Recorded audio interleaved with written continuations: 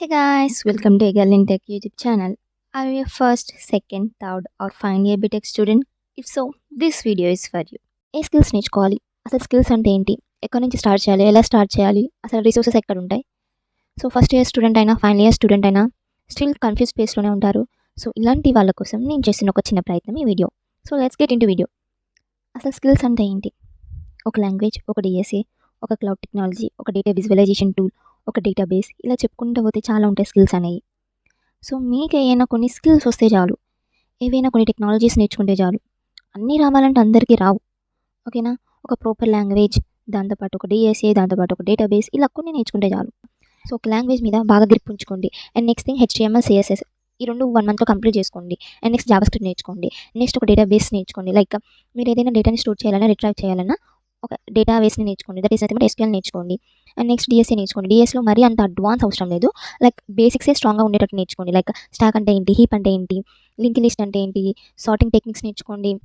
ఇలా బేసిక్స్ ఉంటాయి కదా, సో వీటిలో మీరు స్ట్రాంగ్గా ఉండండి. అండ్ నెక్స్ట్ కొన్ని ఆన్లైన్ ప్లాట్ఫామ్స్ ఉంటాయి, like HackerRank, CodeChef, Coding Ninjas. వీటిలలో డైలీ ప్రాక్టీస్ చేస్తూ ఉండండి కోడింగ్ అనేది.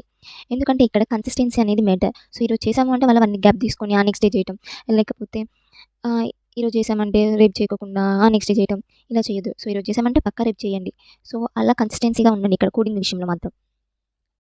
So next languages. ఏ లాంగ్వేజెస్కి హై డిమాండ్ ఉంది? ఏ లాంగ్వేజ్ నేర్చుకుంటే మంచి జాబ్ వస్తుంది? హై డిమాండ్ ఏంటి, లో డిమాండ్ ఏంటి, మంచి జాబ్ రావడం ఏంటి? హై డిమాండ్, లో డిమాండ్ అంటే ఏమీ లేదు. ఏ లాంగ్వేజ్ తీసుకున్నా లాజిక్ బిల్డ్ చేయడం రావాలి. అండ్ మోర్ ఓవర్ ఆ లాజిక్ని ఆ లాంగ్వేజ్లో రాయాలి. ఏ లాంగ్వేజ్ తీసుకున్నా సరే అందరూ వెళ్ళాల్సింది సాఫ్ట్వేర్ ఇండస్ట్రీలోకి, ఓకేనా? ఫర్ ఎగ్జాంపుల్ ఒక రియల్ టైమ్ ఎగ్జాంపుల్ చెప్తాను. సిఎస్సి అయినా, ఐటీ అయినా, త్రిబుల్ అయినా, ఈసీ అయినా లాస్ట్కి వెళ్ళాల్సింది సాఫ్ట్వేర్లోకి. సో ఇక్కడ కూడా అంతే, పైథాన్ అయినా, జావా అయినా, సిప్లస్ అయినా లాస్ట్కి రాయాల్సింది కోడింగ్లోనే. అంటే ఒక లాజిక్ బిల్డ్ చేసుకుంటే. అండ్ ఫస్ట్ ఒక లాంగ్వేజ్ నేర్చుకోండి ప్రాపర్గా. లేదు నాకు అన్ని లాంగ్వేజెస్ కావాలి, లైక్ జావా, పైథాన్, సిప్లస్ నేను 3 నేర్చుకుంటా అంటే మీ ఇష్టం, మీకే ఇంటర్వ్యూలో ఇబ్బంది అవుతుంది. సో ఏదైనా ఒక లాంగ్వేజ్ ప్రాపర్గా నేర్చుకోండి. దాని తర్వాత హెచ్టిఎంఎల్, సిఎస్ఎస్ని నేర్చుకోండి. ఈ 2 హెచ్టిఎంఎల్, సిఎస్ఎస్ అనేవి 1 మంత్లో కంప్లీట్ అయిపోతాయి. నెక్స్ట్ ఎస్క్యూఎల్ నేర్చుకోండి. ఆ నెక్స్ట్ జావా స్క్రిప్ట్, ఇవన్నీ నేర్చుకోండి. దాని తర్వాత అలాంగ్ విత్ దట్ డిఎస్ఏ కూడా నేర్చుకోండి, ఓకేనా? డిఎస్ఏ మాత్రం అస్సలు మర్చిపోవద్దు. ఎందుకంటే డిఎస్ఏ ఎందుకు చెప్తున్నానంటే కొంచెం లాజిక్ బిల్డ్ అవటానికి అండ్ ఆల్సో కోడింగ్లో ఈ డిఎస్ఏ అనేది మీకు హెల్ప్ఫుల్ అవుతుంది. సో కొన్ని ఆన్లైన్ ప్లాట్ఫామ్స్ ఉంటాయి, వాటిలలో మీరు డైలీ ప్రాక్టీస్ చేస్తూనే ఉండండి. So along with that DSA కూడా ప్రాక్టీస్ చేస్తూనే ఉండండి. సో ఇవి చేయడం వల్ల మీకు కోడింగ్లో కొంచెం హెల్ప్ఫుల్ అవుతుంది.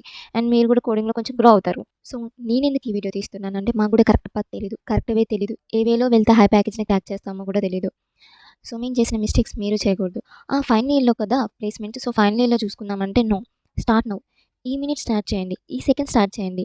నెక్స్ట్ డే స్టార్ట్ చేస్తా ఆర్ నెక్స్ట్ మండే స్టార్ట్ చేస్తా అంటే నీకన్నా ఒక 1000 మంది నీ ముందు ఉంటారు. మీ ఫ్రెండ్స్ గ్యాంగ్లో మీ ఫ్రెండ్స్ అందరికీ జాబ్ వచ్చి నీకొక్కడికి జాబ్ రాకపోతే ఆ ఫీల్ ఎలా ఉంటుంది? ఆ ఫీల్ని కూడా ఫీల్ అవ్వకూడదు మీరు. So all the best for your future and verse and thank you.